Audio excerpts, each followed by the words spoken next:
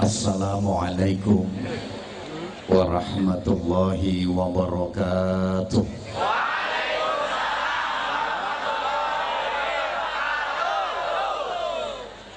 Bismillahirrahmanirrahim.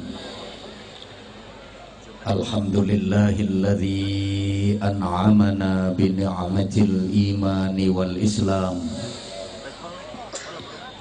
wa amarna bil ittihadi wa silatil arham.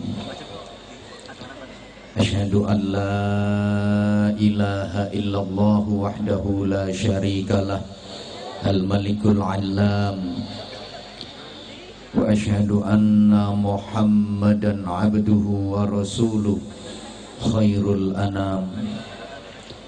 Allahumma salli wa sallim wa barik ala sayyidina wa maulana wa syafi'ina wa uswatina wa habibina wa qurrati a'yunina Muhammadin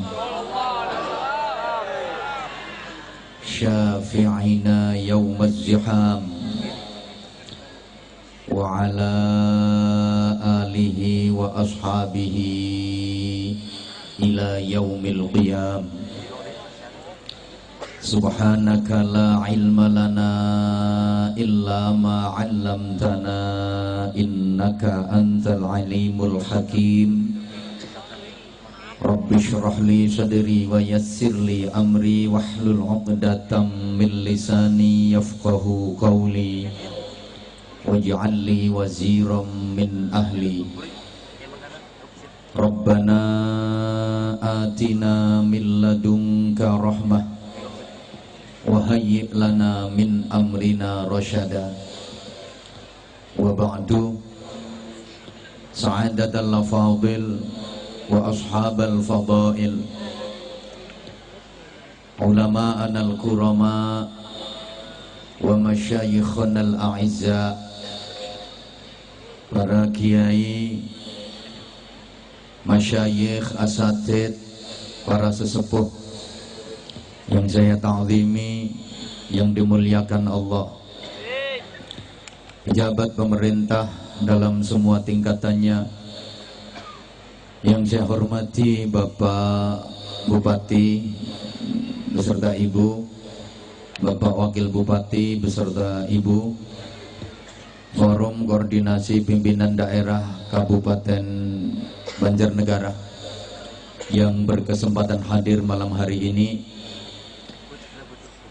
Yang saya hormati, hadir di tengah-tengah kita Bapak Dandim, Bapak Kepala Kejaksaan Negeri,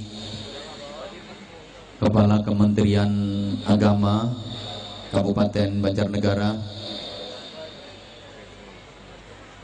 Kepala Pengadilan Agama, Kepala Pengadilan Negeri bersama para staf.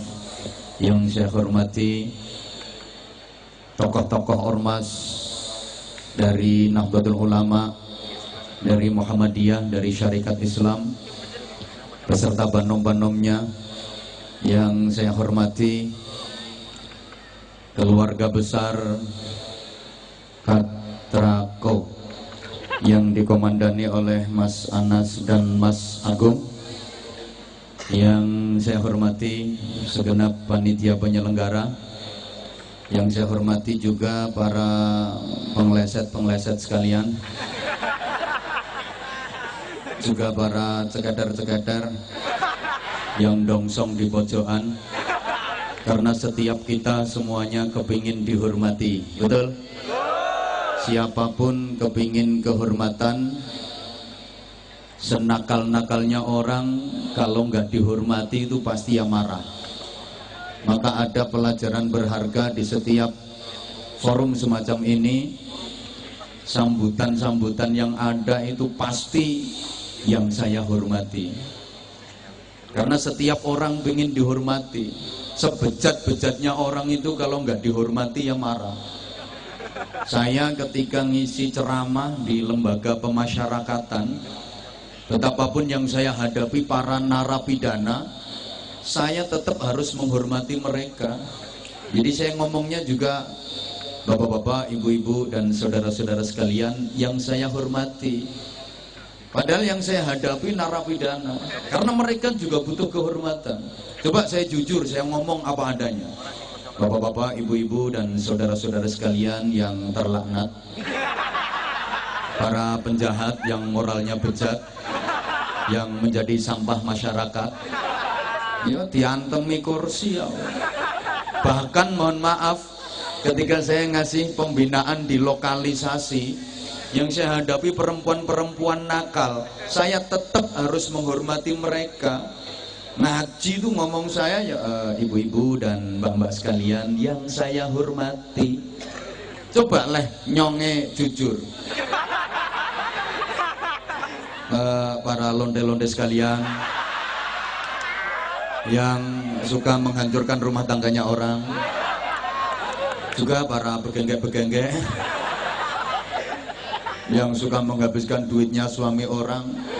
Wah, dicamah nyonge, sok diumpa-umpa, nggak ketepani, sok ditawani.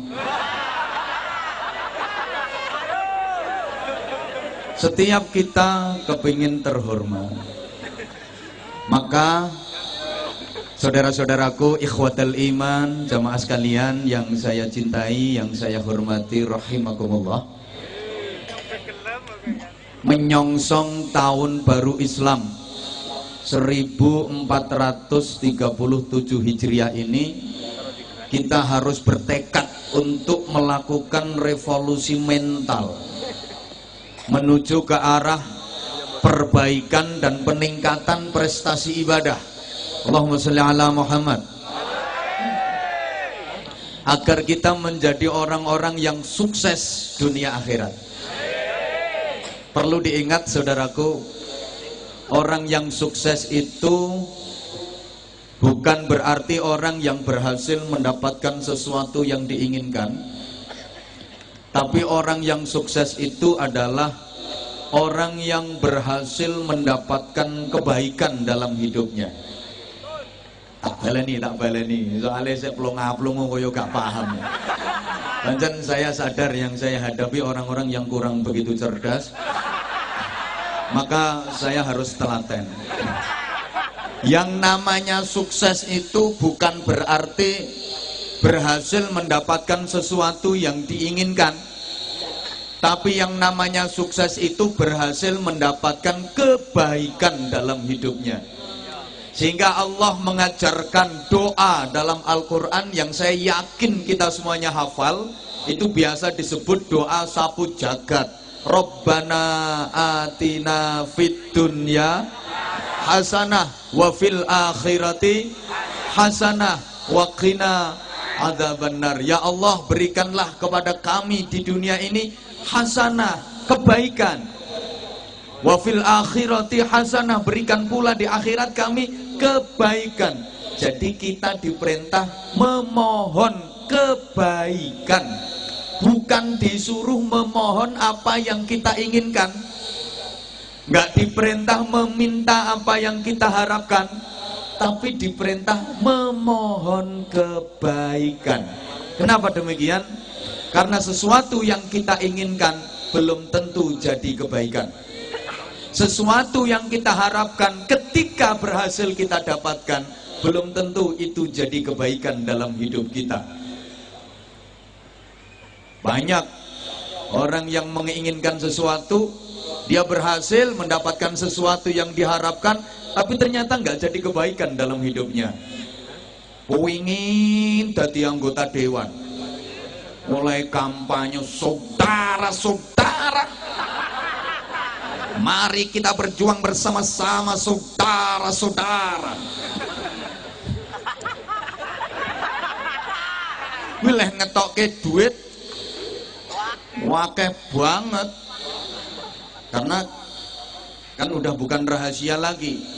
Orang sekarang kalau suruh milih pemimpin itu bukan visi misinya apa, karakternya bagaimana, akhlaknya bagaimana, enggak, tapi ukurannya NPWP, nomor piro, wani piro.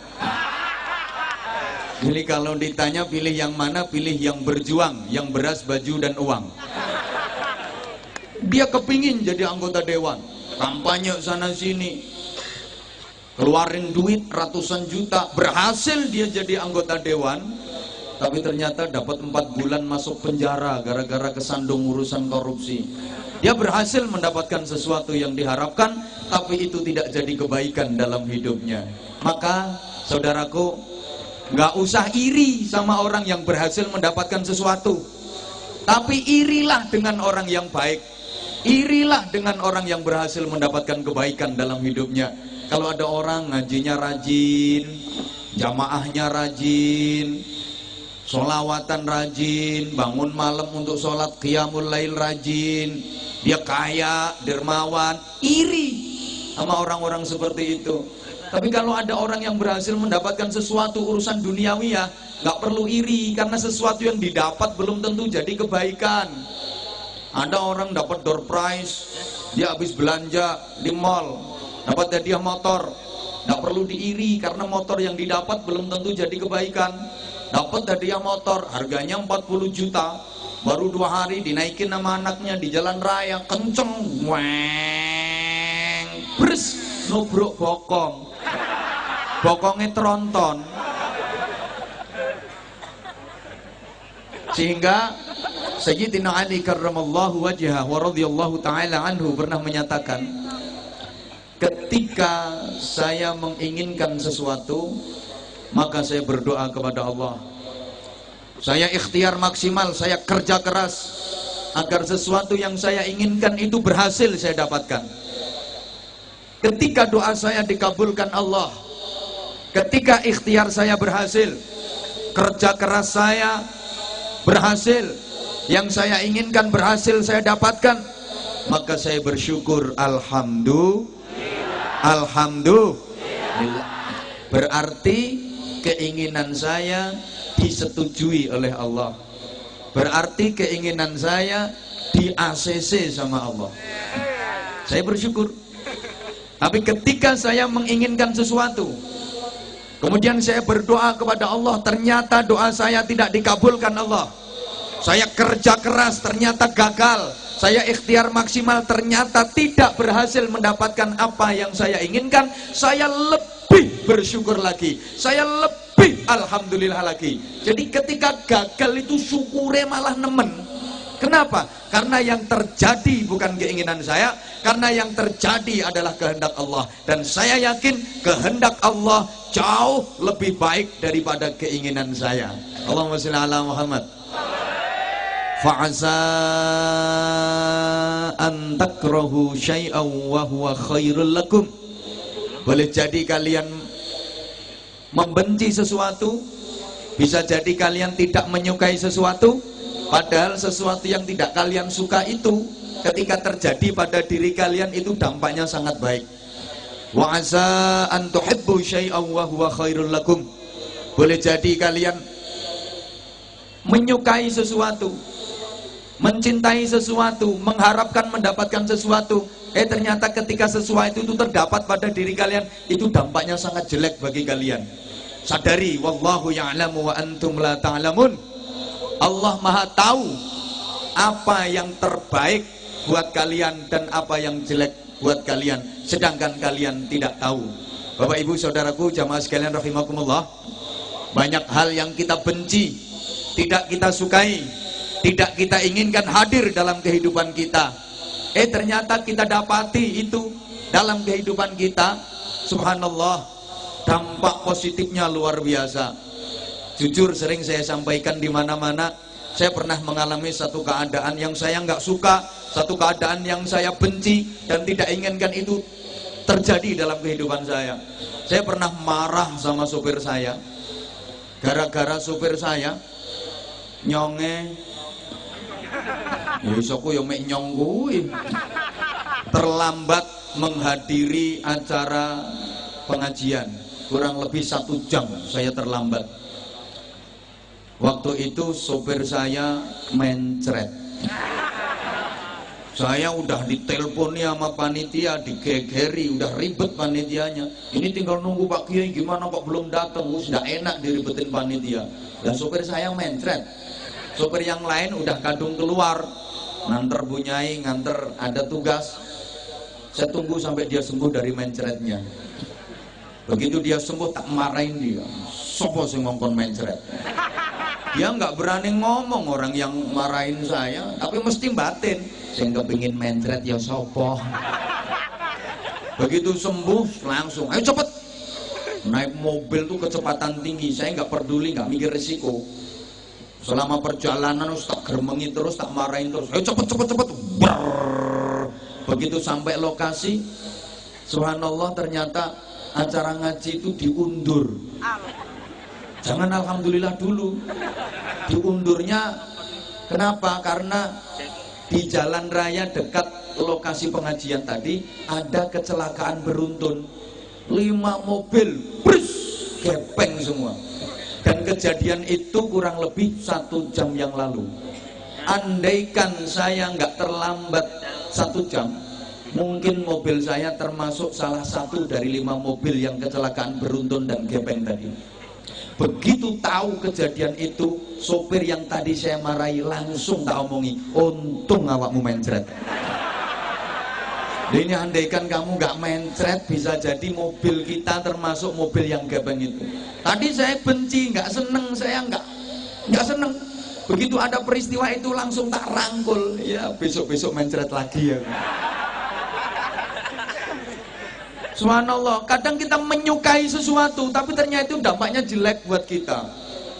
Ada tuh perempuan ketika masih perawan tuh berkeinginan banget punya suami yang ganteng, yang keren, yang gentle, duitnya banyak, kaya raya. Dia berhasil mendapatkan suami yang ganteng, gentle, keren, duit banyak, kaya raya. Ternyata mata keranjang, terus moroan tangan. Yono yoan, wong lanang niku kepengin dapat istri yang cantik, wayu, kemerusu, keboy, sumlohai, aduhai, imut, yahud, bahenol, menol, semok, kebelenok, kemontok, kementok, molek, kinyis, mingis, mentong, moblong. Dia dapat istri seperti itu, tapi ternyata mangane oke. Turune ngorok, ngiler ngentutan sisan. Maka yang paling enak itu menerima ketetapan Allah dan kita yakini apa yang ditetapkan Allah buat kita itu terbaik bagi kehidupan kita. Cuma kadang-kadang kitanya yang nggak tahu baiknya di mana. Allahumma sholli ala Muhammad. Beberapa waktu lalu Kang, menurut informasi di berbagai daerah lagi musim akik. Orang yang nggak paham dunia perakian, begitu lihat di penjual akik itu ada batu yang mencorong, apa bahasa Indonesianya juga, celeram, nanti bangannya karo. Itu dia seneng banget, wah ini batu bagus ini, padahal itu murah, cuman 50.000, tapi celeram, bersinar, mencorong, cemerlang, padahal itu batu nggak bermutu, nggak berkualitas, 50.000. Dia dikasih batu yang bagus, yang black sapphire, yang cemerut, yang yakut. Dia tidak mau, padahal itu batu kecil harganya 10 juta. Kenapa? Karena dia nggak tahu mana yang baik, mana yang jelek. Kalau urusan perakian, yang paling paham ya orang-orang yang ahli di bidang akik. Tapi dalam urusan kehidupan, yang paling paham ya Allah. Makan derek Gusti Allah saja. Paling selamat. Ini yang terbaik buat saya. Meskipun waktu itu kita nggak tahu baiknya di mana. Jangan putus asa, apalagi gremeng. Lah iya, nyonge ya wis ibadah, ya wis salat, ya wis usaha, ya wis kerja keras, ya wis nyonge rewangi poso Senin Kemis, mungkin nyataane ya gagal. Nyonge kadang-kadang lah mikir ke Gusti Allah ya ora mudeng kok. Karepe kepriben.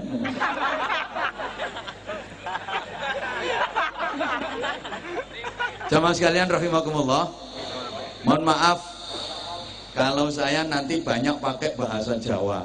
Mboten napa-napa nggih? Ya wis. Pokoke nek masalah donya niku aja nemen-nemen.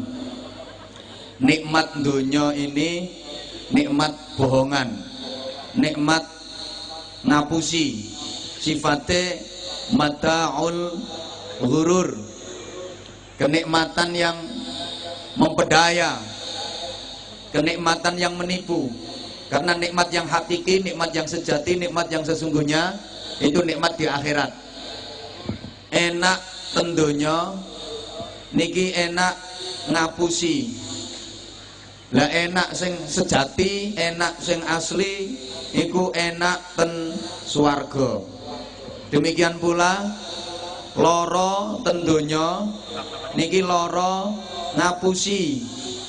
Loro sing asli, loro sing temen, loro ten neraka.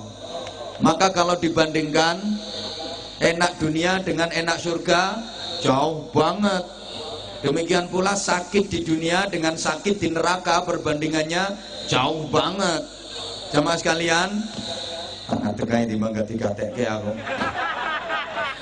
Dunia iki ibarat gambar. Akhirat itu aslinya. Saya ulang, dunia iki gambar. Lah akhirat itu asline. Gambar sama aslinya sama apa beda? Ya beda, kayaknya mirip tapi beda. Coba gambar mobil sama mobil asli, perbedaannya jauh apa enggak? Jauh bingit. Warnanya mirip, bentuknya mirip, tapi junjungannya yo ado. Lebih berat gambarnya apa lebih berat aslinya? Lebih mahal gambarnya apa lebih mahal aslinya? Yo larang asline, yo abot asline, yo api asline. Halo? Gambar pesawat sama pesawat yang asli, bandingkan, perbandingannya jauh apa enggak? Jauh. Warnanya sih mirip, modelnya mirip, bentuknya mirip, tapi harganya jauh, nilainya jauh. Mas, gambare Syahrini sama Syahrini yang asli, kira-kira sampan pilih gambare apa pilih asline? Sayang Syahrini ini gak arep karo sampean. Ya jauh perbandingannya. Maka Rasulullah Muhammad SAW menggambarkan, wallahi mad dunya illa karajulin adkhala asbu'ahu fil yammi atau kama qala. Gak ngerti yo ben. Dunia kalau dibandingkan akhirat itu ibarat ada seorang laki-laki yang jarinya dicemplungkan ya. Iya, kaya lambimu kuwi. Dicelupke. Iki lho, jarinya dicelupke yang segoro, terus dibatek. Bandingkan banyak mana air yang tertinggal di laut sama air yang kantil di jari. Nah, banyu sing kantil yang driji ki donya, banyu segara iku akhirat. Bandingane sakmono, ana wong lanang drijine dicemplungke segara terus dibatek. Lha iki sak pira akeh banyu sing kantilno driji? Ayo sak gedhe-gedhene driji. Ana driji gedhene sak cagak listrik. Makane enak dunia enggak ada apa-apanya dibanding enak di surga. Sakit di dunia nggak ada apa-apanya dibanding sakit di neraka. Allahumma sholli ala Muhammad. Jamaah sekalian rahimakumullah, kita kalau mau berpikir seperti ini, memandang dunia ini datar, karena kita memandang bahwa dunia ini hanya gambar dari akhirat. Tentu kita lebih pilih aslinya daripada gambarnya. Betul? Betul? Kalau kita bisa berpikir seperti ini, ningalin donya, nyawang donya ku datar, ndak gampang kemecer, ndak gampang kepingin, ndak gampang gumun. Biasa wong lihat gambar, meskipun rumahnya kecil, jelek, di pinggir kali, ada tetangga bangun rumah kau wedi tumpuk-tumpuk, ya gak kepingin gambar kok dikepingin nih biasa gambar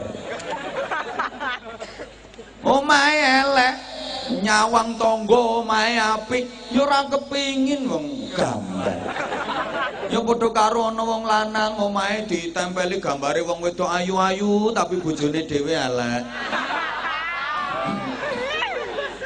Sapa ngomong semangatmu? Semangat apa yang malah kudu guyu kok adoh dek lek dibandingke. Naik motor. Kok motor api, motor elek tahun 80. Di starter tahun 80 iku bruk-bruk motore elek. Salib mobil mewah. Yo gak nelongso gambar yo gak kepingin meskipun dibel dindin nambah mesem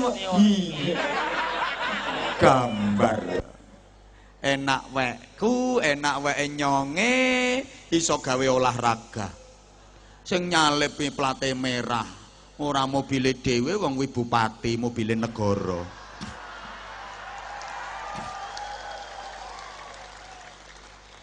Dadi ora kathik susah, ora kathik nelongso, ora kok terus mikir kapan yo iso duwe mobil. Ora wong gambar. Oke, Bapak Ibu jamaah sekalian rahimakumullah, tak kasih contoh bahwa enak donya iki ngapusi, enak sing asli niku enak akhirat. Lara donya iki lara ngapusi, lara asli niku lara neraka. Nyonge paringi contoh. Saenak-enake ngrasake enak donya iku sik iso keturun.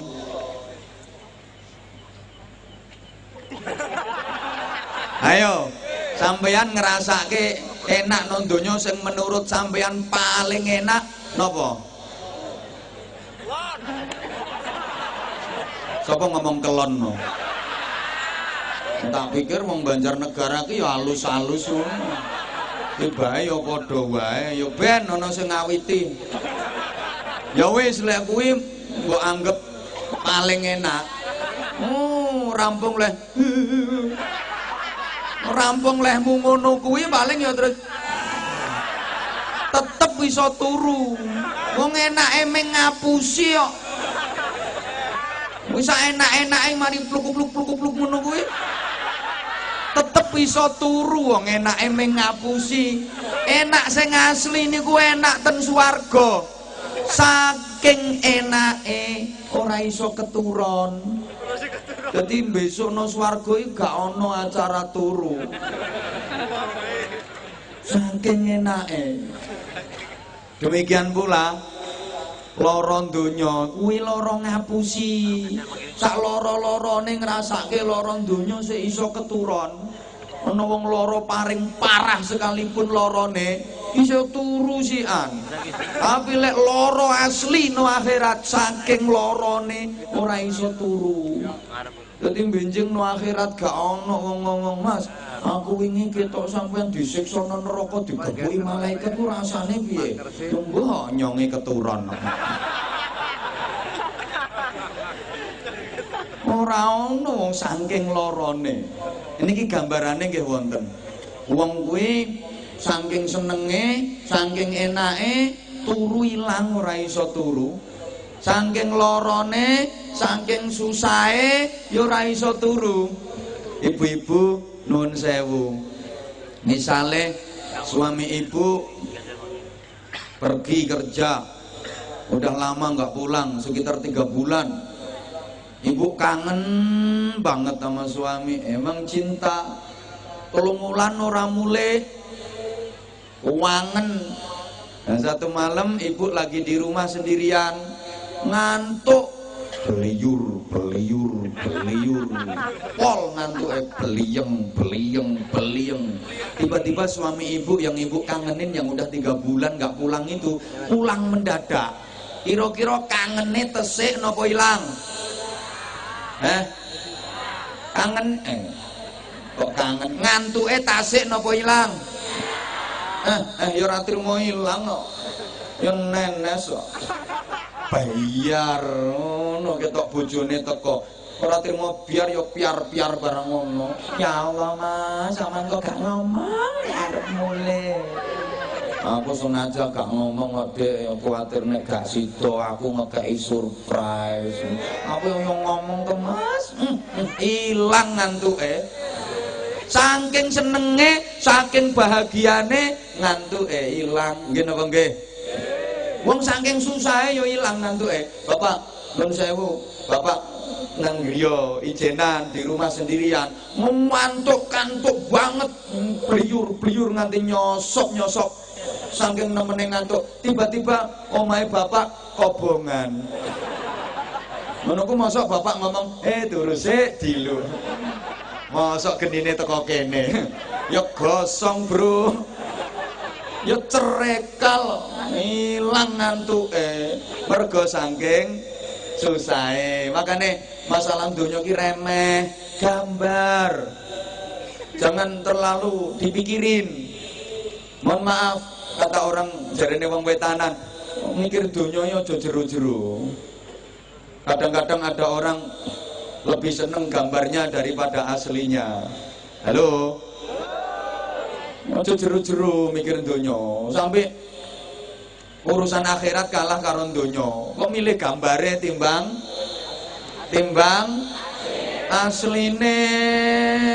Ono ndak rukun sama tetangga perkara donya, kejeron lah mikir. Ribut suami istri gara-gara donya, kejeron lah mikir. Salat ndak khusyuk perkara donya. Allahu akbar kabir walhamdulillah katsira subhanallah bukratan wa asyira. Apa regane munda.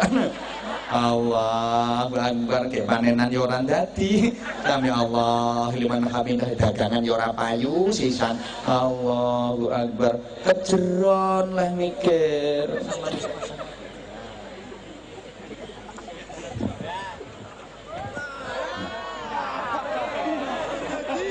Oleh karenanya, agar kita benar dalam menyikapi kehidupan ini, jamaah sekalian, harus diatur dengan sesuatu yang namanya agama. Agama itu apa? Agama itu perilaku kehidupan. Agama bukan hanya sebuah identitas. Agama bukan sekedar data di KTP. Tapi agama adalah identitas dari perilaku kehidupan. Allahumma sholli ala Muhammad. Kalau agama hanya sekedar data di KTP, bisa jadi nanti orang bilang semua agama sama. Yang penting data di EKTP-nya ada. Halo? Yang ini di KTP ora to?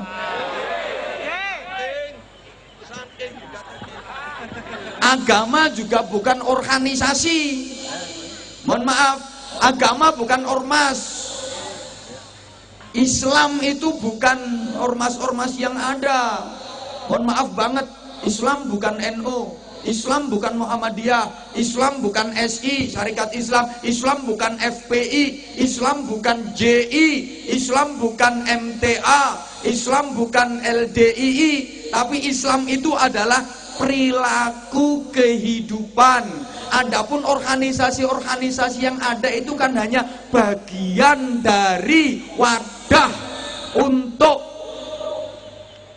mengorganisir perbedaan cara pemahaman, perbedaan cara berpikir.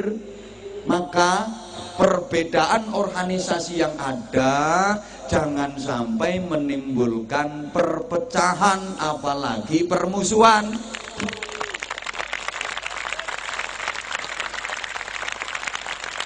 Perbedaan itu sesuatu yang nggak bisa kita hindari. Perbedaan itu pasti ada. Mulai dulu sampai kapanpun, nggak mungkin dong orang semuanya kok sama. Yang hadir sekian banyaknya ini loh nggak ada yang sama. Perbedaan itu pasti. Maka kuncinya ukhuwah, yang pertama kita harus siap berbeda-beda. Karena nggak mungkin orang kok semua sama, itu nggak mungkin. Bapak Ibu saudaraku jamaah sekalian rahimakumullah, termasuk namanya pendapat itu pasti berbeda-beda, dan itu sangat kita butuhkan. Kita butuh pendapat yang berbeda untuk menambah wawasan kita, menambah pengetahuan kita, menambah keilmuan kita. Kalau menurut saya seperti ini, kalau menurut mereka seperti itu. Halo? Kita butuh pendapat yang berbeda untuk mengevaluasi, untuk mengukur pendapat kita ini benar atau enggak.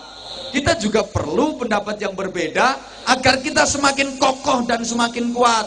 Yang penting tujuannya sama. Setuju? Bangunan-bangunan rumah, bangunan masjid, bangunan gedung itu bisa kokoh, bisa kuat karena bahannya berbeda-beda. Ada besi, ada semen, ada kayu, ada batu bata, ada pasir, ada keramik, ada gentengnya. Jadilah rumah, jadilah pendopo, jadilah masjid. Coba rumah, lo kok bahannya sama semua, bahannya pasir kabeh. Dadi omah napa mboten? Yo omahe semut.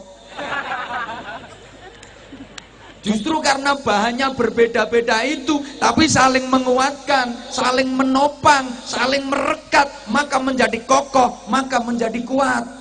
Bagus sekali Banjarnegara, saya salut. Ada Nahdlatul Ulama, ada Muhammadiyah, ada Syarikat Islam, saling menguatkan. Maka Banjarnegara bisa menjadi hebat. Coba jamaah sekalian rahimakumullah, kita disebut manusia itu karena organ kita beda-beda. Ada kepala, ada tangan, ada leher, ada dada, ada perut, ada kaki, sikil kabeh. Hui.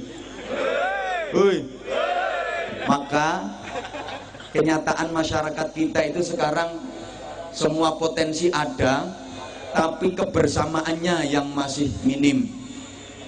Kayak toko bahan bangunan itu loh. Ya ono wesi, ya ada kayu, ya ada semen, ada pasir, ada batu bata, tapi berserakan, nggak tertata dengan baik, nggak tersusun dengan baik. Orang pinternya banyak di negeri ini, politikusnya banyak, intelektualnya banyak, ulamanya banyak, orang kaya, pengusahanya banyak. Tapi dewe-dewe. Kalau cari orang pinter di negeri ini, subhanallah, luar biasa. Cari yang punya titel apa? Komplit. Ada yang titelnya MM, mumet-mumet, yang mutar-muter, mubang-mubeng, merono mrene. Ada yang MA, modalnya abab. Ada yang SAG, sarjana alam gaib. Ada yang SPD, sibuk mulai dewe. Nah kalau yang ini titelnya IR, itu Ireng Roto. Komplit.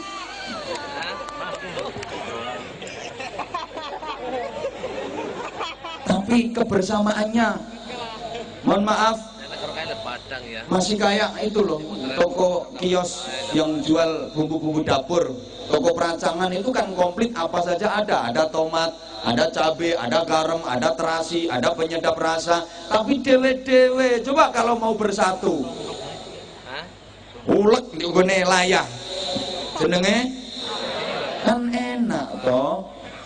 Makanya tolong sekali lagi, perbedaan boleh, tapi membeda-bedakan jangan. Coba hampora tidak ngomong modelnya. Boleh berbeda, tapi jangan membeda-bedakan. Artinya perbedaan bukan musuh, tapi perbedaan adalah sarana untuk saling melengkapi dan saling menguatkan. Coba, ada sholat tarawih 20 rakaat, ada sholat tarawih 8 rakaat. Sama apa beda?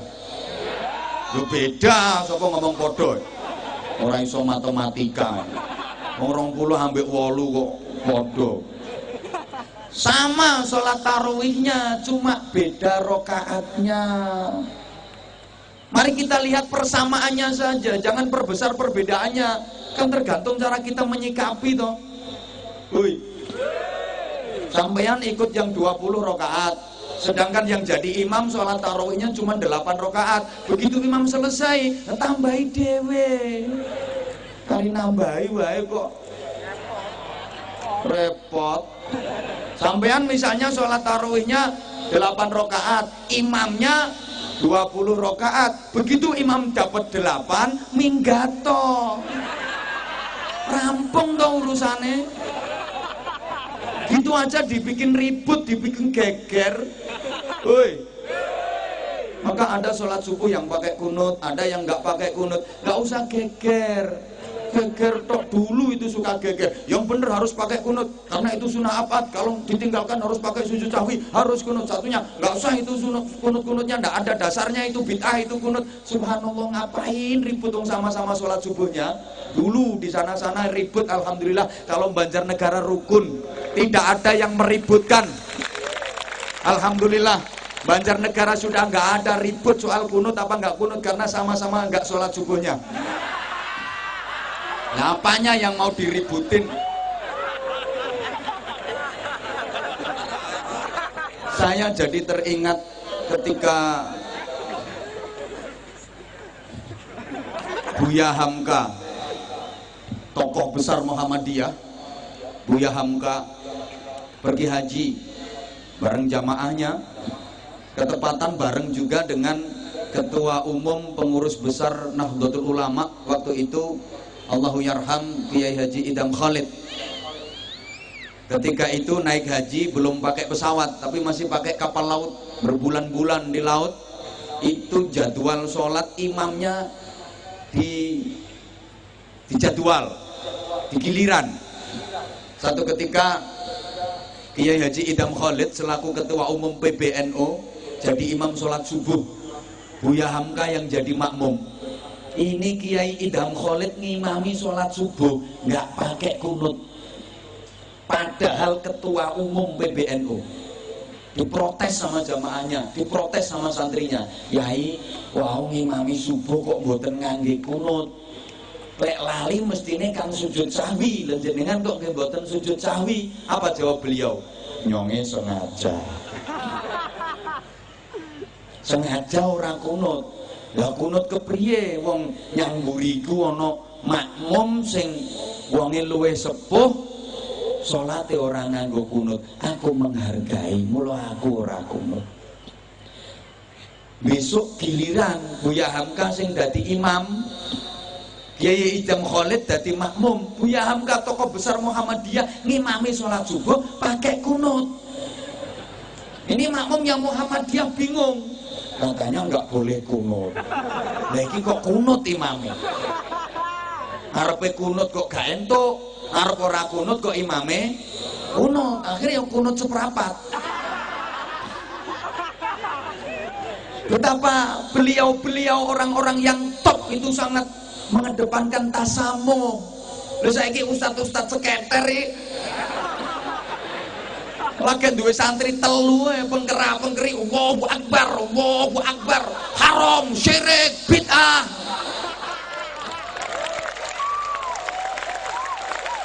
Kadang-kadang demone sembarangan, ngawur.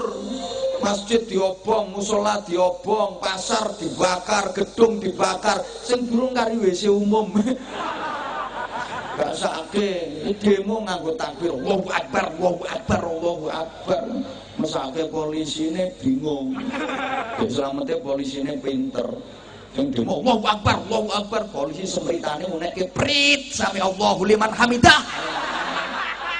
Akhirnya sing demo Allahu Akbar ganti Robbana lakal hamdu.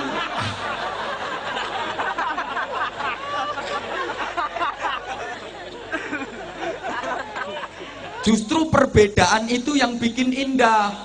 Mohon maaf bapak-bapak, lihat wajah perempuan kelihatan cantik dan indah. Kenapa? Karena wajahnya itu beda-beda organnya. Ada mata, ada alis, ada pipi, ada hidung, ada bibir. Coba wajah wong wedok isine untu kabeh dadi apa? Kelihatan cantik karena berbeda-beda.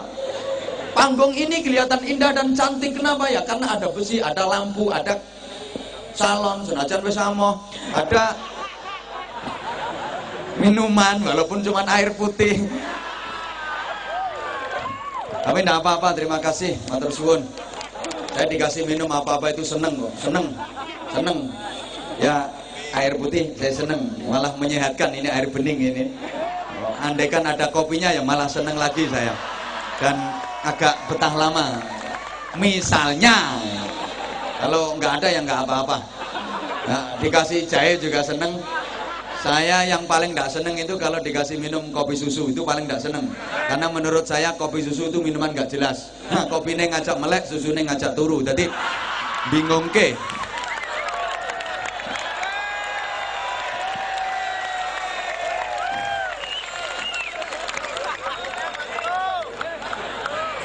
Matur suwun. Ono rokoke barang. Apa wong ceramah dikongkon ambek rokokan. Bapak Ibu saudaraku jamaah sekalian rahimakumullah. Kan kita ini saudara. Kata Rasulullah, antar umat Islam itu kalbunyanil wahid, seperti sebuah bangunan, satu yang lain saling melengkapi dan saling menguatkan. Halo. Jadi ada orang Islam yang model batu bata, ada orang Islam model kayu, ada orang Islam model pasir, ada orang Islam yang model semen. Ya kayak bangunan itu, satu yang lain saling menguatkan. Fungsinya juga beda-beda. Ada yang berfungsi sebagai pondasi, ada yang berfungsi sebagai tembok, ada muslim yang berfungsi sebagai jendela, ada yang berfungsi sebagai atap, ada yang berfungsi sebagai tiang. Jadi cagak. Ibu-ibu itu cagaknya.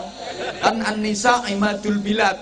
Wanita itu tiang negara. Kalau laki-laki kan cuma tiang jaler.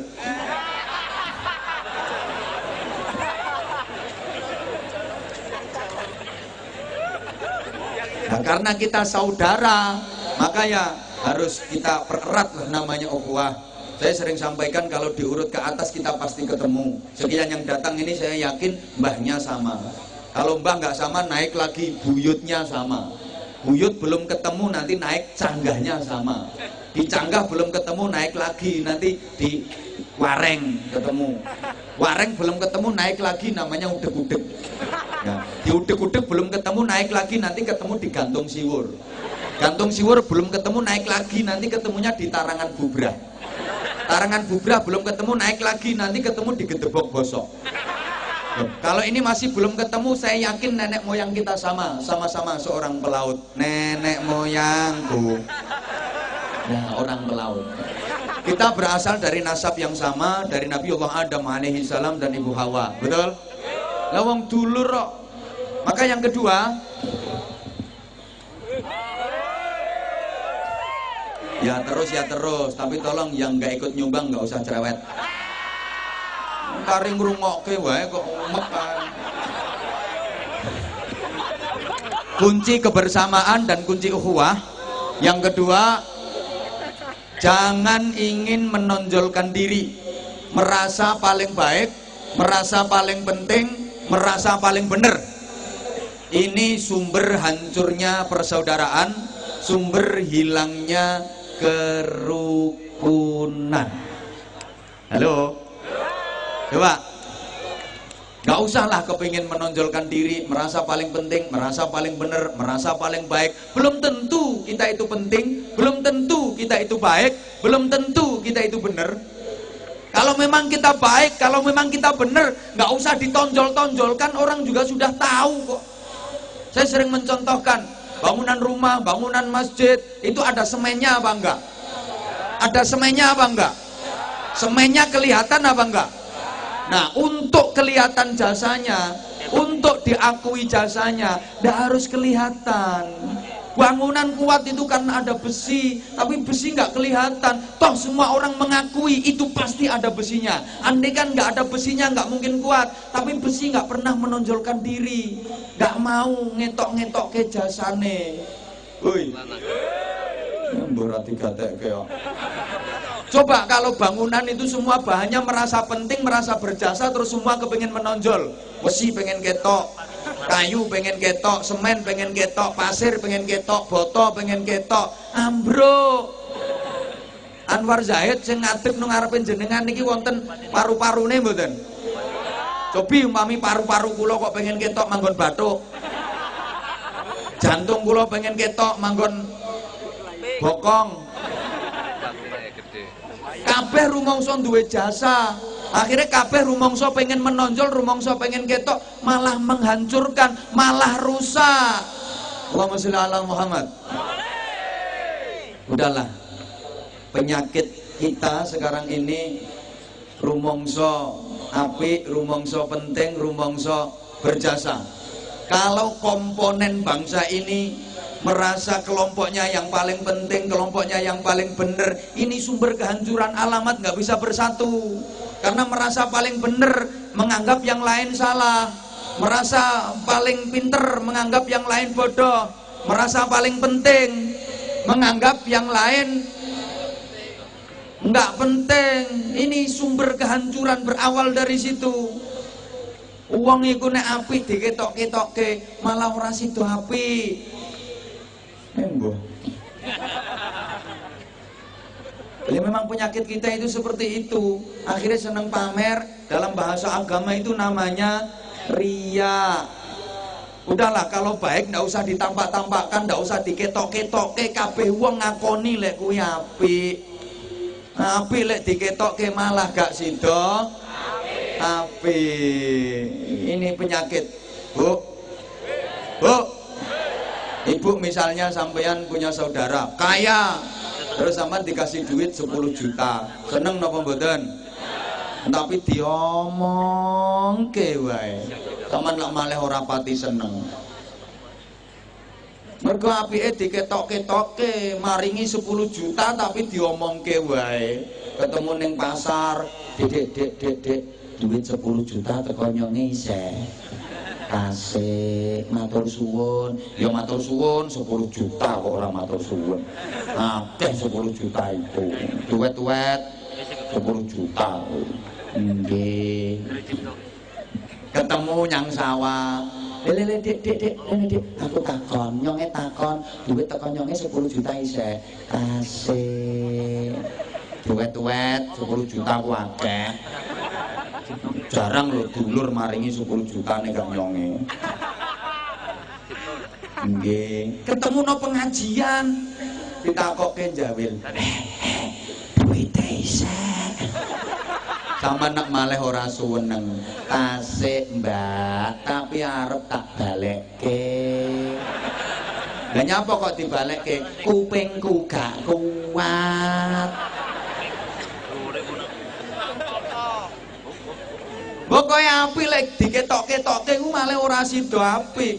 Nyun pangapunten ibu-ibu itu biasa jasa perjuangannya diketok-ketokke nyang anake. Harapannya supaya anak hormat sama orang tua, agar anak berbakti sama orang tua, anak ben seneng karo wong tuane, dicerita-ceritake perjuangane. Ibu nglairke awakmu lele, ibu lek ngramut awakmu ku gak gampang, ngramut awakmu ku gak enteng le, meteng tok gak trimo seminggu rong minggu, 9 wulan, mendeh-mendeh gak kena diselehke. Anggitmu ibu lek meteng ngono ku nang sehat, ya lara. Ya muntah-muntah terus. Apa maneh pas nglairke awakmu le ibu ku rasane kaya urip kaya mati. Anak diomongi ngono nang rumangsane tambah seneng. Ya blas, anak tambah mringis. Jare anak, sing ngongkon sapa? Nyonge yo gak njaluk. Salahe sampean dhewe. Sampean sing nyesek. Wong bapak wis enak-enak turu ya sampean gugah. Wis ngerti nek watake ngono ya digugah. Pokoke apik lek diketok-ketokke niku ora sida apik. Ngapunten nggih. Polisi ku apik to, tentara bareng apik, les kadung seragam gawagah. Sampai dulu saya pernah bercita-cita jadi tentara. Sayang ora klebu. Tapi ya tak syukuri kok umpama aku dadi tentara yang mentok kapten. Saiki dadi ustad iso nuturin dandim kok.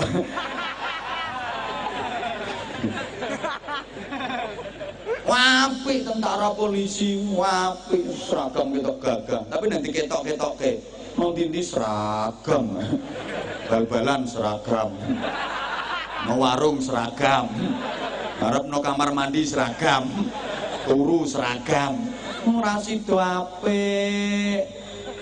Nggih. Ya wis. Artinya ayo belajar. Ketika kita berjuang di tengah-tengah masyarakat, jangan kepingin menampakkan kebaikan kita. Belajar yang ikhlas. Pakai filosofinya besi. Dia menguatkan bangunan, tapi besi itu tidak kelihatan. Besi tidak mau menampakkan diri. Toh semua orang mengakui kalau itu jasanya besi. Halo. Yuk belajar dari jantung kita. Jantung kita kerja setiap saat. Kita berdiri, jantung kerja. Kita duduk, jantung kerja. Kita tidur, jantung kerja. Tapi jantung gak pernah banyak omong. Panjangnya gak iso ngomong. Jantung gak pernah menampakkan dirinya. Toh semua orang mengakui itu pasti jantungnya bekerja. Pasti ada jantungnya. Bapak mohon maaf, belajarlah dari alat vitale penjenengan. Itu jasanya besar. Sekian yang datang ini semua hasil karyanya dia. Tapi dia gak pernah mau menampakkan diri. Itulah simbol ikhlas dalam beramal.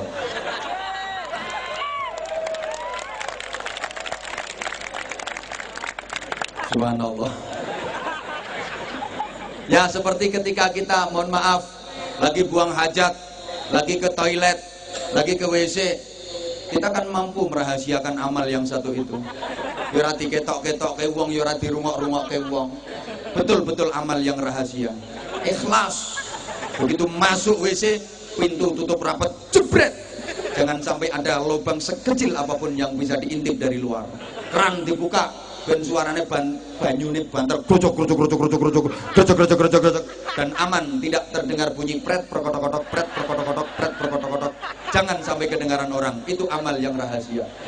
Meskipun metune alot, ya rampung mangan jambu kluthuk, ya metune alot, ya ditahan.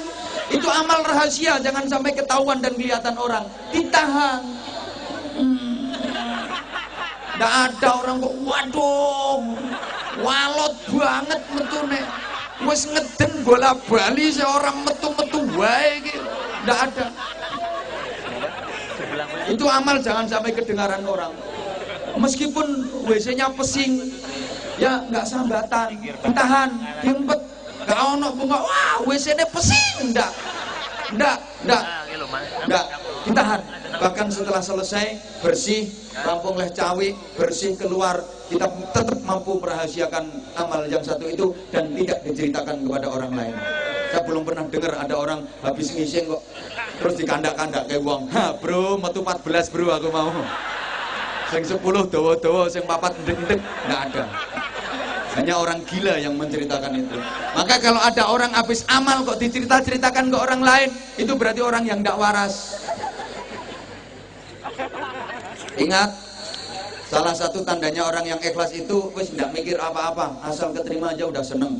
Dan salah satu dari 7 golongan manusia yang kelak di akhirat akan mendapatkan naungan dan perlindungan Allah.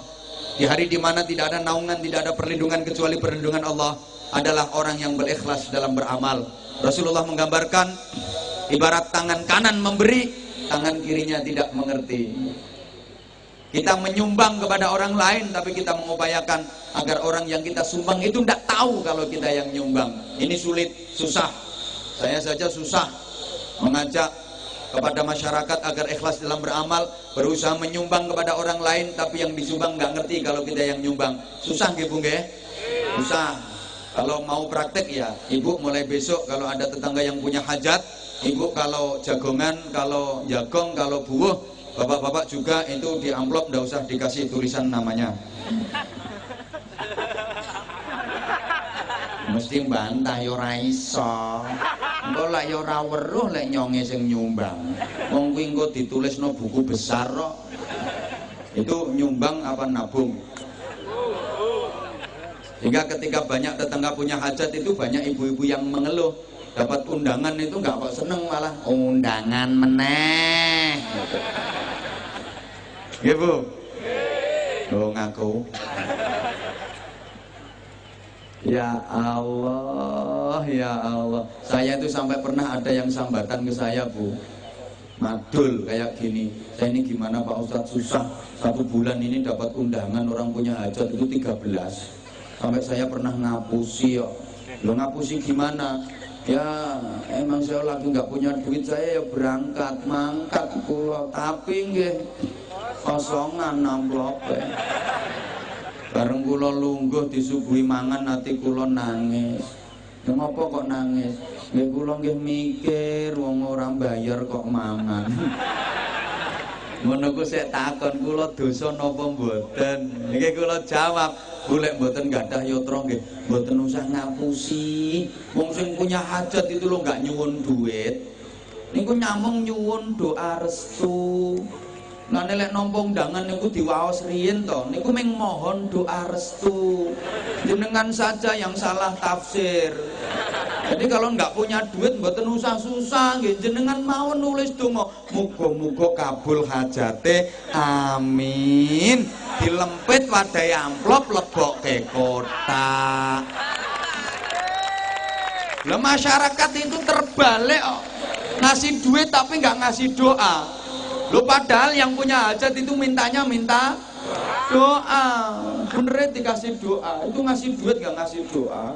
Lagian yang punya hajat itu ya pada kemenyek. Pengintinya minta duitnya kembali ya pakai assalamualaikum warahmatullahi wabarakatuh, bismillahirrahmanirrahim. Dengan rahmat dan ridho Allah subhanahu wa ta'ala, kami mengharap dengan hormat lagi sangat atas kehadiran Bapak Ibu Saudara dalam acara dengan kami selalu insyaallah deket kesuwen le. Undangan nih simpel, ringkes, tegas, mentes. Assalamualaikum kepada Sopo, harap datang ke rumah saya tanggal sekian, acara makan bersama. NB penting duitku balik ke. Wes, intinya ayo di situ kok.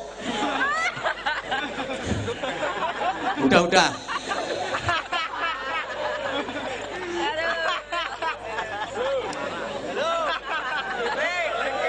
Loh, orang itu kalau merasa paling penting, akhirnya omongannya jelek. Mergo rumangsa penting, akhirnya omongannya elek. Suami merasa lebih penting daripada istri, merasa lebih baik daripada istri, akhirnya suami omongannya elek. Demikian pula istri kalau merasa lebih baik daripada suami, omongannya elek.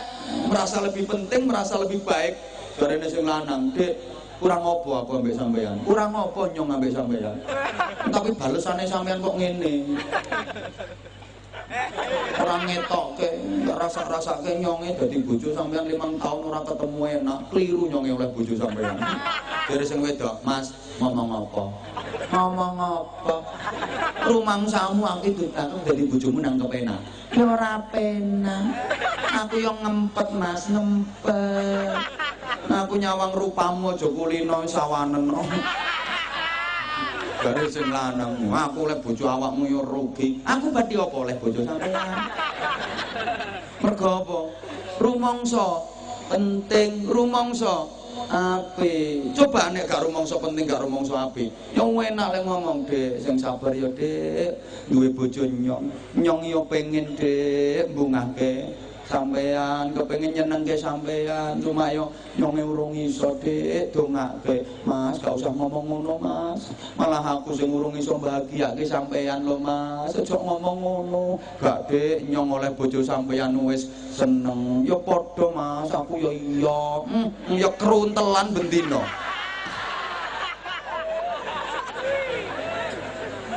Loh, kuncinya kebersamaan dan kerukunan. Mohon maaf ya, saya sering sampaikan, masyarakat ini asal gelem rukun, Allah janji rahmat Allah, barokah Allah, ridha Allah disokke nek gone masyarakat sing gelem rukun. Tapi kalau nggak mau rukun, jauh dari rahmat Allah, jauh dari ridho dan barokah Allah. Keluarga itu kapan rukun? Masya Allah, rumah kecil terasa gede, rumah sempit terasa longgar. Tapi kalau nggak rukun, rumah gede terasa kecil, rumah longgar terasa sempit. Ngapunten, morotua karo mantu kapan rukun? Balik ruang tamu sempit jadi longgar. Enak yang ngomong jare morotua, "Nak mantuku sing sabar ya nak, duwe morotua bapak. Bapak yo kepingin nukokke sampean, yo nukokke mobil. Cuma yo durung ana duit. Sementara iki ana gledekan iki telateni yo nak. Gerobak iki telatenono." Jare mantune, "Bapak, mbon mikir ngoten, malah kula pengen bungahke jenengan mboten saged. Kula pengen mbaske jenengan yo linggis yo arit." Yo pacul dereng saged ngono.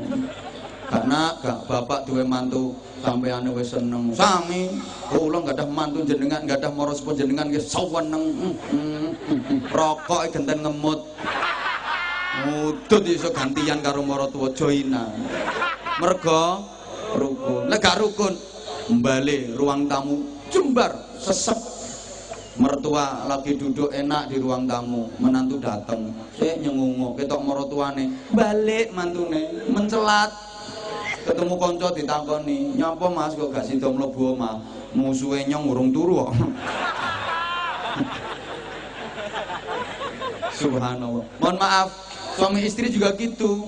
Kalau nggak mau rukun, amben jembar krasa sesek, amben sak panggung iki. Tapi lanang wedok sak bojone lanang wadon ora rukun, sesek arep turu dosok-dosokan wae jare sing lanang srodok mrono. Panas lho panas ungkep mrono, jejeg sisan. Jare sing wedok, "Sampeyan sing mrono, kelekmu ira betahi wong." Kelek ngelokke sirah terus-terus ke semaput aku. Turu no pinggir karo ndek pipis glundung bareng.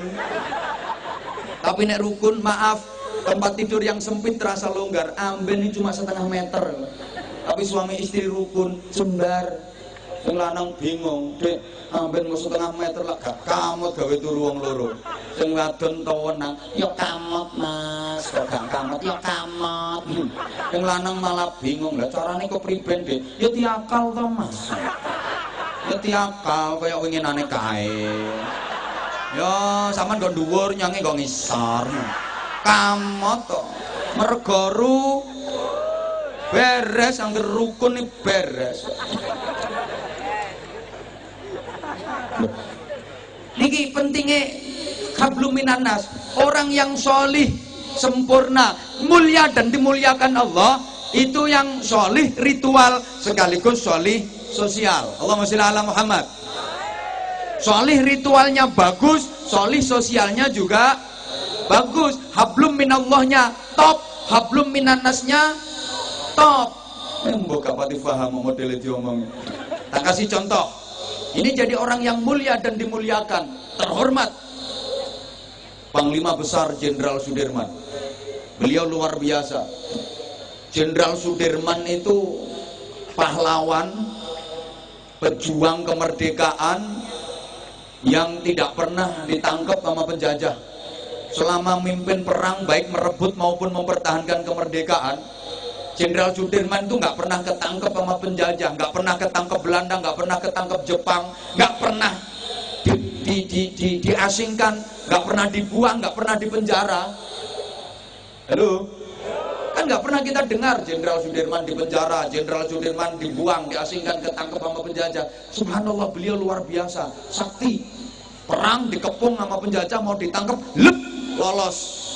Mau ditangkep, lep, lolos. Beliau sakti, diselidiki, diusut kenapa beliau bisa seperti itu. Ternyata Jenderal Sudirman itu punya jimat. Neng jimate dudu akeh. Jimatmu yang koral mbok elus. Jimat beliau diantaranya 3. Yang pertama, Jenderal Sudirman itu selalu daimul wudu, ngelanggengke wudu, nggak pernah batal wudunya. Jadi setiap batal langsung wudhu, setiap batal langsung wudhu. Mohon maaf, habis kencing langsung cewek terus wudhu.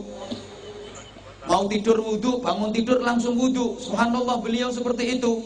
Tut wudhu, tet wudhu, tit wudhu, prot wudhu, brot wudhu. Mohon maaf kan bunyinya beda-beda untuk itu. Tergantung ukuran bokong. Semakin besar bokong ya semakin gede entutnya. Kalau bokong kecil tipis ya mau tapi lek bokong gede beda itu. Orang yang punya wudhu itu selalu dijaga malaikat, ditemenin malaikat. Halo. Iki sing diguyu sing ndi? Dan itu bisa dibuktikan ketika napak tilas perjuangan Jenderal Sudirman, jamaah sekalian, itu di setiap titik yang pernah disinggahi oleh beliau selalu ada tempat air yang terbuat dari tanah liat, wadah air dari tanah liat untuk berwudu. Itu saya bahasa Indonesianya tidak tahu, kalau bahasa yang agak Inggrisnya saya tahu namanya lepadasan. Sampai sekarang masih ada itu. Beliau memang ahli wudhu, daimul wudhu, selalu menjaga wudhunya. Pantes orang kalau punya wudhu kan ditemenin malaikat, dijaga sama malaikat. Tuh zaman tiru boleh, bagus malahan. Wanita kalau mau seperti itu akan apa? Lebih cantik. Karena air wudhu itu menjadikan inner beauty. Apa yang ngerti kok kecantikan yang dari dalam. Ini banyak perempuan pengen cantik tapi salah trik. Gak mau wudhu, gak mau baca sholawat. Itu yang bisa menimbulkan aura, tapi malah wajahnya didempul. Alisnya dikerek bersih, ganti buntutnya tekus, lambene dicet, macam-macam kan. Teknik kecantikan perempuan itu sekarang macam-macam. Ada lagi rambutnya disambung, namanya hair extension. Ada lagi menyambung bulu mata, yang bahasa Inggrisnya aidep. Ini terus macam-macam lah kayak gitu. Yang kedua, Jenderal Sudirman itu selalu sholat di awal waktu. Begitu masuk waktu sholat, segera laksanakan sholat. Beliau sholatnya di waktu yang afdol. Begitu masuk waktu sholat, segera laksanakan sholat. Sami nggih kalih sampean? Red. Orang kalau sholatnya di awal waktu wajahnya cerah, gak burek-burek ngene. Apa ini? Sampean kadang-kadang jangankan sholat di awal waktu, dengar azan aja nggak jawab kok. Allahu Akbar. Itu nggak jawab malah. Loh, yo meneh kok wis azan iki jam piro iki? Udah kayak gitu sholatnya nggak segera dikerjakan no. Terus nanti aja sholatnya kok wae, nanti aja. Akhirnya nggak sholat. Sekali ini sholat digabung jadi satu. Usolli fardhu dzuhri wal asri wal maghribi wal isya'i oplosan lillahi ta'ala. Udah kayak gitu sholatnya cepet pula. Enggak jaga tumakninah. Pokok sholatnya asal Allahu Akbar. Entul jadi tuli-guli gobek-gobek. Entul jadi tuli-guli gobek-gobek. Entul jadi tuli-guli gobek-gobek. Entul jadi tuli-guli gobek-gobek. Tanpa zikir mencolot wiridan. Wis 16 wiridane. Itu kok. Padahal orang yang rumahnya deket masjid, kalau sholatnya nggak di masjid itu sholatnya nggak bisa sempurna. La sholata li jaril masjid illa fil masjid. Orang yang rumahnya dekat dengan masjid kok sholatnya nggak di masjid, maksudnya sholat maktubah, sholat fardu, itu sholatnya nggak sempurna. Kalau diartikan nggak sempurna sih nggak apa-apa. Dan diartikan sholatnya nggak sah. Mau weneng membanyak nggak tahu jamaah. Kapan-kapan naik, aku kalau diundang lagi tak terangkan fadilahnya jamaah. Ya kapan-kapan kok. 3. Jenderal Sudirman itu sosialnya tinggi. Setiap beristirahat di satu desa, di satu kampung, masih ada sisa dari bahan makanan yang untuk bekal perang. Ini selalu kasih instruksi ke anak buahnya. Ini tolong bahan makanan yang masih ada bagi ke warga sini yang fakir miskin. Subhanallah. Padahal ini bahan makanan untuk persediaan perang. Hablum minannasnya luar biasa. Pantas kalau beliau terhormat, didoakan se-Indonesia dikenang jasa dan perjuangannya sepanjang zaman, diabadikan jadi monumen sampai digawe patung, dan nama beliau abadi, dipakai nama jalan di mana-mana. Hampir tiap kota besar di negeri ini ada jalan protokol, jalan utama yang pakai nama beliau, Jalan Jenderal Sudirman di mana-mana. Namamu, jenengmu, digawe jenenge got lho gak payu. Subhanallah. Siapa ngomong? Podo ae. Mending namaku sik payu ditulis nang kono wis payu. Nyamane bupatine wae ora ono kok.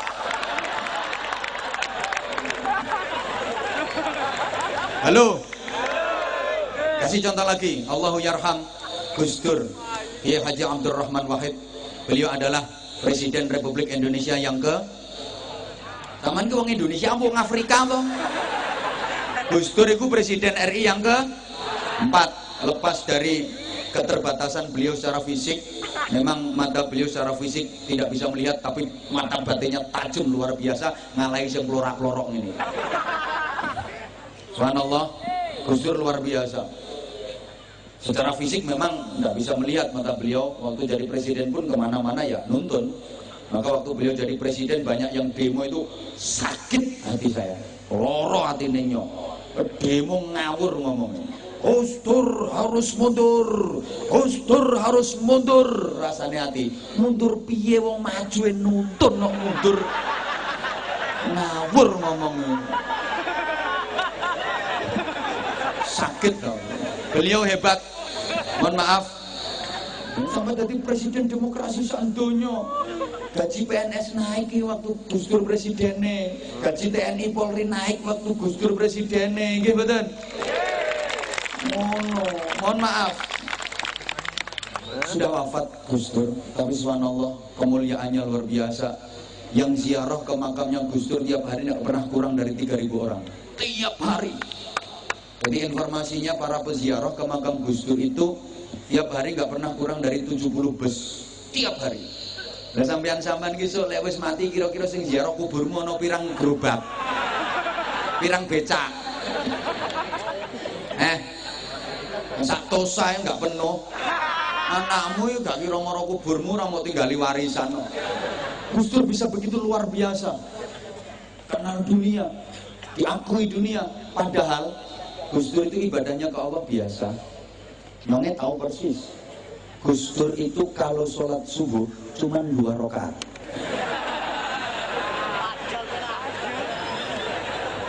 Sholat maghrib cuma 3 rakaat. Tapi top. Hidupnya untuk khidmah, melayani umat, memperjuangkan rakyat, sampai kepentingan sendirinya nggak diurus, kalah dengan kepentingan rakyat. Maka Allah menanamkan rasa cinta di hati umat. Kenapa umat mencintai beliau? Karena beliau mencintai umat. Ini penting untuk pemimpin. Pemimpin kalau kepingin dicintai rakyatnya, kuncinya sederhana. Pemimpin harus mencintai rakyatnya, maka pasti rakyat akan mencintai pemimpinnya. Ben, wonge krungu yo ben. Kalau kata orang tua dulu, mohon maaf, jare wong tua biyen, pokok iso dadi gula mesti dirubung semut. Nek dadi telek dirubung laler, Bro. Maka sesungguhnya ndak perlu kok pemimpin itu kepingin dipilih terus pakai saudara-saudara. Terus bagi-bagi duit, pasang baliho di mana-mana, foto ditempel di mana-mana. Pasang foto besar pinggir jembatan sampai jadi penunggu jembatan. Itu kan banyak itu, tempelkan di pohon jadi penunggu pohon. Nggak perlu geden-gedenan foto sampai manuk arep miber kewan golek dalan. Ngubrui fotone calon-calon itu. Malah ada calon perempuan yang pasang foto besar keliru bikin kata-katanya. Wajahnya kompeti mesem gambar fotone, pinggir ana tulisane, cobloslah saya sudah terbukti rasanya.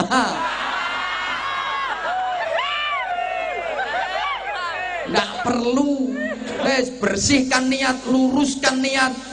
Asal berniat mensejahterakan rakyat, membela kepentingan rakyat, otomatis rakyat akan mencintai kok. Ini wis otomatis sih. Sekarang di mau. Nah, lepas subhanallah memang ibadah itu ya hablum minallah ya hablum minan. Nah, jadi ajarannya seperti itu.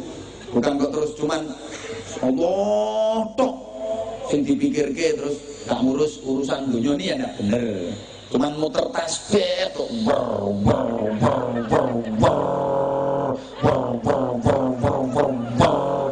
sambil baca dzikir leh wiridan Sulawesi Sumiati Sulastri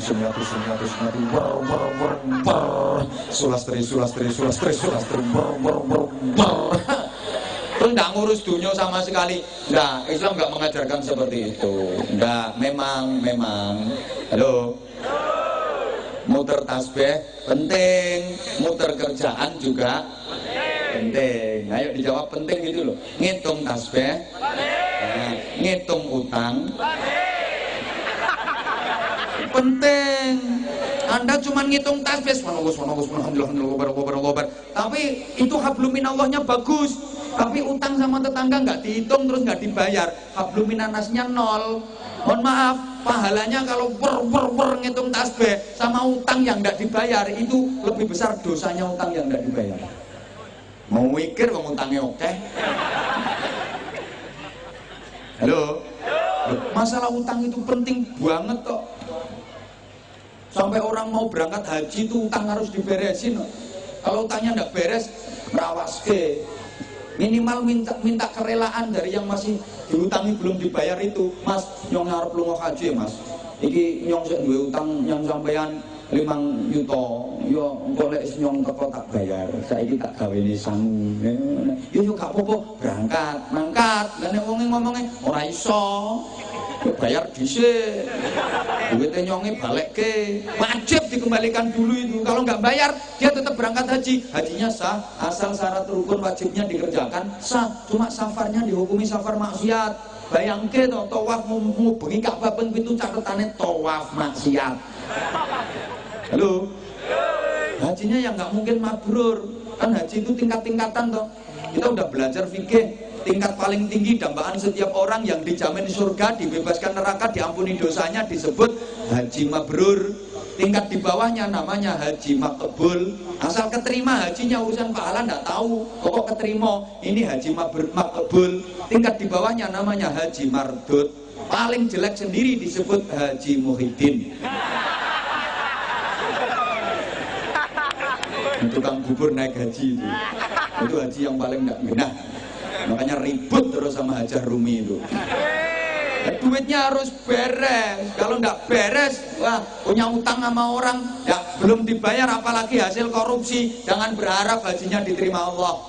Kan itu ada itu. Mohon maaf ya, aku nggak mau nyebutin, pokoknya ada lah. Katanya pejabatku jadi lopo, jadi lopo gitu loh.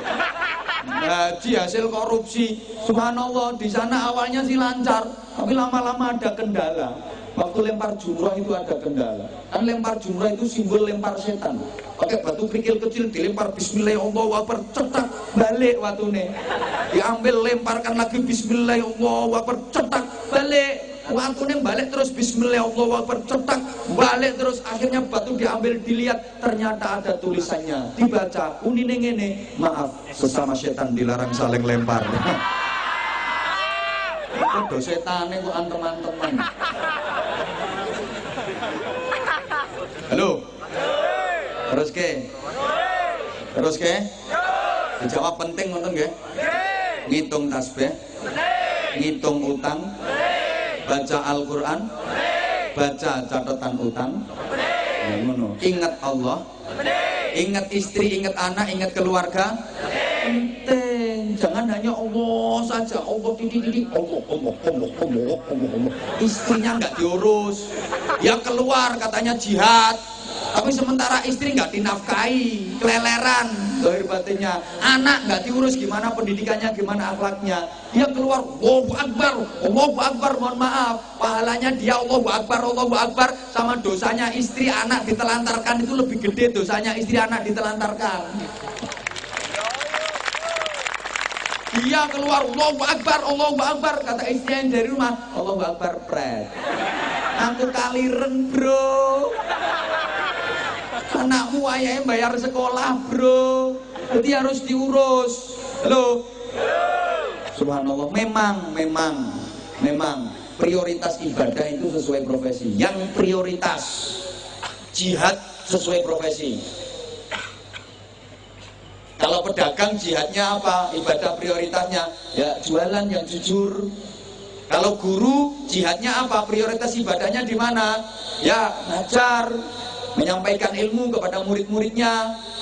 Tukang syuting itu prioritas ibadahnya apa? Nginceng. Yang nginceng orang ngaji, nginceng sholawat. Tapi ya yang roto. Kadang ada tukang syuting nakalan itu. Nyoteng wong sing ayu disuwek-suwekke. Sing disyuting ayu digogodekke. Mobil lambe ketok kabeh. Bareng sing disyuting tuwa diliwati sret. Oke iki yang tukang syuting model ngono tak dongake mripate tinggilen ngisor dhuwur kiwa tenan. Kabeh ya kepengin ke syuting kok. Halo. Nah kalau ustadz ya ustadzah prioritas ibadahnya ya ngajar ilmu agama, mengenalkan hukum-hukum Islam, terus baca tulis Al-Quran itu mulai dasar alif fathah, alif kasroh, alif dhamma, yang kenceng ba fathah ba kasroh bi ba dhamma bu. Alif ya sukun fathah ai, lam fa sukun fathah laf ya domah yu. Masih banter kok. Alif ya sukun fathah ai, mem sin sukun kasroh mis ya domah yu. I miss you too. Ustadz, nah, TNI jihadnya di mana? Prioritas ibadahnya di mana? Menjaga kedaulatan negara, menjaga keutuhan NKRI. Di situ ibadah yang paling gede pahalanya. No. Polisi prioritas ibadahnya di mana? Kamtibmas. Meminimalisir tindak pidana dan tindak kriminal, Banjarnegara aman. No, goleki teroris kuwi, goleki sing bandar-bandar narkoba, sing terus jalan raya biar minim kecelakaan, lancar. Karo nggo sempritan prit 50.000.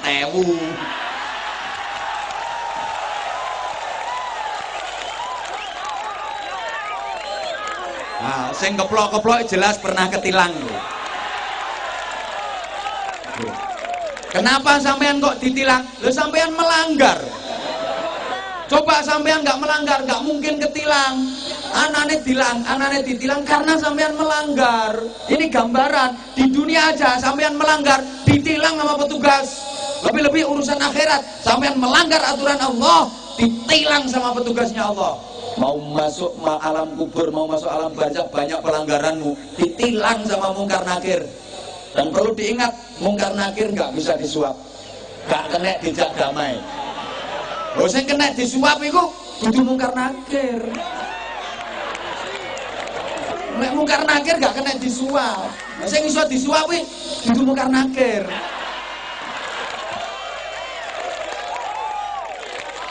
Lo kalau sampean nggak melanggar nggak ada, ditilang. Motor lengkap, SIM punya, STNK-nya ada. Nah, tapi helmmu bola atom itu, bola plastik, mbok siker taleni rafia. Lo ditilang melanggar aturan. No. Hoi. Kiai apa prioritas ibadahnya? Yo wiridan. Pikir kiai. Ya Allah ya Rahman ya Allah ya Rahim ya Allah ya Rahman ya Allah ya Rahim ya Hafidhu ya Nasir ya Wakil ya Allah ya Hafidhu ya Nasir ya Wakil ya Allah. Ini wiridan ya Latif ya Latif ya Latif ya Latif ya Allah ya Qadim ya Allah ya Qadim ya Allah ya Qadim. Orang ambil enggak usah, langsung Qadim. Ya Allah ya Qadim ya Allah ya Qadim ya Allah ya Qadim. Orang ambil enggak usah disebut, itu enggak masuk Asmaul Husna itu. Engko pas koramile iri minta disebut kebisan, enggak selangsung Qadim. Ya Allah ya Qadim ya Allah ya Qadim. Ini prioritas ibadah yang jihadnya gitu. Ya Sami'u ya Basir ya Sami'u ya Basir ya Sami'u ya Basir. Nanti lama-lama ya ya dana ya dana ya dana ya dana ya dana ya dana. Bangun masjid kentekan semen. Kan perlu dana tuh ya dana ya dana ya dana ya dana. Nah kalau pejabat, nah, kayak Pak Bupati, Pak Wabub, ini prioritas ibadah jihadnya di mana? Ya tanda tangan sama stempel. Teret, cetok. Ini yang menghasilkan pahala besar. Artinya ada proposal masuk untuk apa, dilihat pembangunan masjid. Nggak usah banyak pertimbangan. Oh, gawe masjid toh, ambil pulpen, teret, stempel, cetok. Ini jabatannya barokah. Wah, ini proposal untuk pembangunan pesantren. Oh, bangun pesantren. Oh, pulpen, teret, stempel, cetok, beres. Pembangunan tempat prostitusi, ojo. Nah, ini perlu tanda tangan dibubarke. Nah, ini jabatan barokah ya seperti itu. Jangan kok, oh proposal apa ini? Bangun masjid Pak Bupati. Jelak dananya 400 juta. Iya, tak ACC, tapi nanti kalau cair saya 20%. Kualat dunia akhirat. Pokoknya ada yang model seperti itu, apapun jabatannya, yakin kualat. Mati ini jelas melorok. Mati ini mesti mangap, mau melet. Kadang belum mati wis setruk. Itu karek ini. Duit banyak, istri cantik, tapi dia ini ndak iso apa-apa kan. Istrinya masih muda, kata istrinya. Papa, ini duit pakai apa, Pak?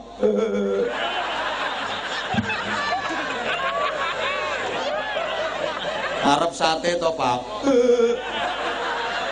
Aku tak tuku mobil, Pak yo. Gak iso apa. Pak, aku tak rapi meneh, Pak. Mampus. Nah, ini jabatannya barokah seperti itu. Lah syukur kayak Pak Bupati, subhanallah, ada proposal masuk untuk membangun masjid. Dilihat, apa ini? Proposal Bapak. Gawe apa? Bangun masjid. Piro dana sing diajuke? 200 juta. Apa ya cukup bangun masjid 200 juta? Ya wis, sing 300 juta tak bantu. Nah. Kalau Pak Bupati mau seperti itu, insya Allah Pak Bupati bangkrut.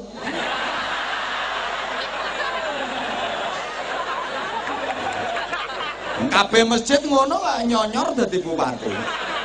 Jadi dongake, mudah-mudahan beliau diberi kekuatan zahir batin oleh Allah Subhanahu wa taala. Mampu menunaikan amanah dengan baik. Dan besok di akhirat mampu mempertanggungjawabkan amanah. Sehingga menjadi pemimpin yang adil. Yang dijamin masuk surga pertama, masuk surga awal. Ngono, iki ana bupati didongake kiai sing ngamini jamaah semene akeh iki wani nambahi piro iki. Maksudnya nambahi waktu ngajinya ini.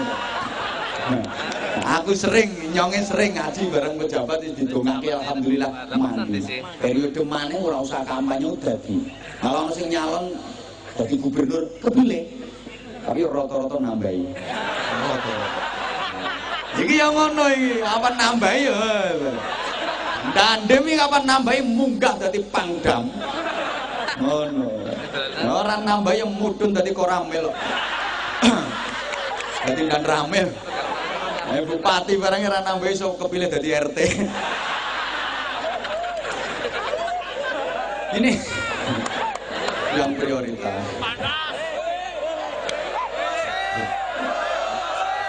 Wis setengah rolas iki. Ganggu si arep main meneh. Nyonge pamit dhisik. Kurang. Ngundang dewe, Bro. Saya sih sebenarnya juga masih kepingin lama ngomongnya.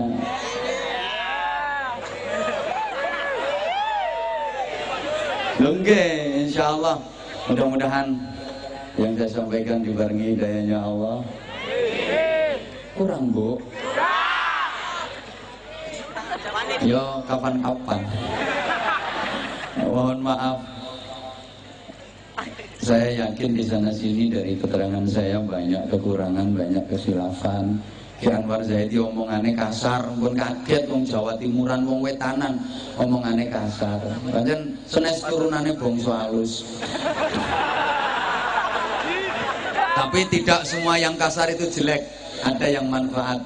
Ya, ya kasar-kasare lumut breseti, ning kasar-kasare parut manfaati. Kasar-kasare kadut madai, kasar-kasare kasut kaos kaki. Kasar-kasare kancut ngadai, kasar-kasare janggut ngangeni. Janggute wong nom, janggute wong tua wis putih yang gilani. Jadi saestu Anwar Zahid ingkang bodho niki sedaya khilaf, sedaya salah datang panjenengan.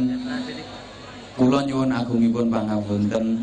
Mudah-mudahan Banjarnegara senantiasa dalam lindungan Allah. Mudah-mudahan majelis malam hari ini menjadi titik tumpu rahmatnya Allah diturunkan untuk Banjarnegara khususnya dan untuk negeri Indonesia tercinta ini pada umumnya.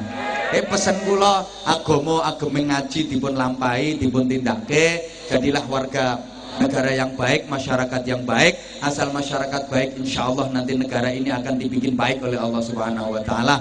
Mudah-mudahan betul-betul cita-cita kita bersama baldatun thayyibatun wa rabbun ghafur. Ala hadhihi niyah wa ala kulli niyatin shalihah. Biyahin nabiyir rahmah wa syafi'il ummah. Wa bi niyyati du'al qabul li ijabatis sulh husulil amali wal ma'mul. Bijahi sayyidina Rasul Muhammadin sallallahu alaihi wasallam. Ala man nawaina wa ala man nawabi salafun salihan. Ajarakumullah al-Fatihah. Alhamdulillah. rajim. Bismillahirrahmanirrahim. Alhamdulillahirabbil alamin arrahmanir rahim maliki yaumiddin. Iyyaka na'budu wa iyyaka nasta'in. Ihdinas siratal mustaqim. Siratal ladzina an'amta 'alaihim ghairil maghdubi 'alaihim waladdallin. Rabbil ighfirli wa liwalidayya wa lil mu'minina amin ya rabbal alamin. Allahumma shalli 'ala sayyidina Muhammadin wa 'ala alihi wa sallim. Radhiyallahu tabaraka wa ta'ala an kulli sahabati Rasulillahi ajma'in walhamdulillahi rabbil alamin. Allahumma ij'al jam'ana jam'an marhuma wa tafarruqana min ba'dihi tafarruqan ma'suma. Allahumma innaka ta'lamu dhunubana faghfirha wa innaka ta'lamu 'aybana fasturha wa innaka ta'lamu hajatina faqdiha kafa bika waliyyan wa kafa bika nasira. Allahumma sallimna wa sallim dinana wa sallim dunyana wa sallim akhiratana wa la tusallim tanazzu'i imanana wa la tusallim 'alaina man la yakhafuka wa la yarhamuna warzuqna khairal dunya wal akhirah innaka 'ala kulli syai'in qadir wa bil ijabati jadir. Allahumma lakal hamdu wa ilaikal mushtaka wa antal musta'an wa alaikal balagh wa la hawla wa la quwwata illa bik. Allahumma inna nas'aluka al khaira kullahu wa na'udzubika minasy syarri kullih ya man bi yadihil khairu kulluh. Rabbana hab lana min azwajina wa dhurriyyatina qurrata a'yun waj'alna lil muttaqina imama. Rabbana atina fid dunya hasanatan wa fil akhirati hasanatan wa qina adzabannar wa qina adzabannar wa qina adzabannar wa adkhilna al jannata ma'al abrar bi rahmatika wa fadlika ya aziz ya ghaffar ya rabbal alamin. Jazallahu anna sayyidina Muhammadan sallallahu alaihi wasallam ma huwa ahlu bi fadli subhana rabbika rabbil izzati amma yasifun wa salamun alal mursalin walhamdulillahi rabbil alamin. Subhanakallahumma wa bihamdik asyhadu an la ilaha illa anta astaghfiruka wa atubu ilaik. Wallahul muwaffiq ila aqwamit thoriq. Assalamualaikum warahmatullahi wabarakatuh.